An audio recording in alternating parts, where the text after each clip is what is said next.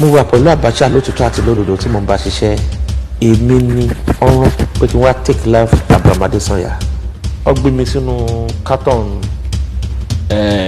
fridge lọ fi cargo mi wá sí Nàìjíríà láì ṣẹ̀rù. Because I have so far lásán nígbà tó ń sọ ọ̀rọ̀ yẹn fáwọn tó máa pa Sergeant Kenneth ó wà nínú wọn.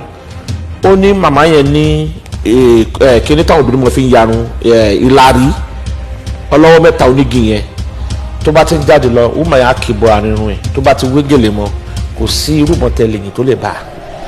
ó ń gbọ́ Edi Musa Gagash Kọ́nẹ́kúrè Bishimagaji and Bamayi himself equal since Abacha is dead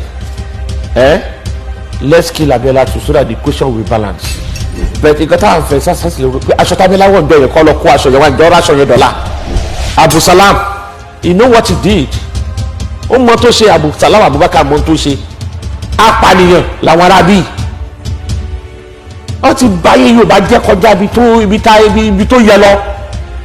That day Tabiola kú the death has not announced to any of us kọ́kọ́ gbọ́ pé bàbá ti kú. Plane tó wá ń jọ yẹn Abusalam order fún. There is a money tọ́gbà láti CBN ńjọ́ yẹn tó ṣe fáwọn èèyàn. They should go back to the record ìjọ Tabiola kú owó tó jáde ní CBN that very day and the following day ìjọba ìjìnlẹ̀ fi gbowó yẹn jáde ní CBN kí ló fowó yẹn ṣe owó ẹ̀mí Abiola ni. Let Abusalam Abubakar former commander in chief GCFR let him come and defend the death of MKO Abiola. Babangida ní ọkàn láti gbé ìjọba yẹn lẹ̀ ṣùgbọ́n àwọn àgbààgbà mẹ́fà nílẹ̀ Yorùbá ló dìde against MKO Abiola. Sójà wà lẹ́ ọ̀hún pa Boko Haram bàálù dẹ̀ tún lọ ń fún wọn ló jẹ́ ń bẹ̀. Ta ló fún bàálù yẹn ní airspace to move? Ṣé kò ṣe yẹn kan ni? Boko Haram in the military, they are in the army, they are everywhere. Ó fún Boko Haram pé bó ṣe máa wọlé bí tó máa gbà wọlé. Clark ẹ̀dẹ́gbọ̀ obìnrin he was a woman sergeant pé ọ̀gá ó dẹ̀ yọ pistol ó fire again ó pa ọmọbìnrin yẹn.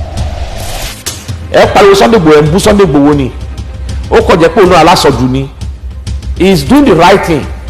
Nígbà tẹ́ bá ń pa gbogbo àwọn èèyàn wa ṣé kò ní sọ̀rọ̀ ni tí wọ́n gbọ́ bá lágbára ti sọ̀rọ̀ wá jáde wá sọ̀rọ̀ náà. For years ago èmi ti mọ̀ pé Nàìjíríà ṣe máa dojúrú. Yíbo iṣẹ́ ni tí yẹn ń gbẹ́kẹ̀lé o yíbo tó pé yíbo sọ pé àwọn fẹ́ lọ pé káwọn náà sọ pé a fẹ́ lọ. Bọ́lá Tinubu ò ṣe dáadáa o. Ṣé tó bá tó wá dé àsìkò election nìkan lè máa tó jáde máa mú gbálẹ̀ lọ́wọ́?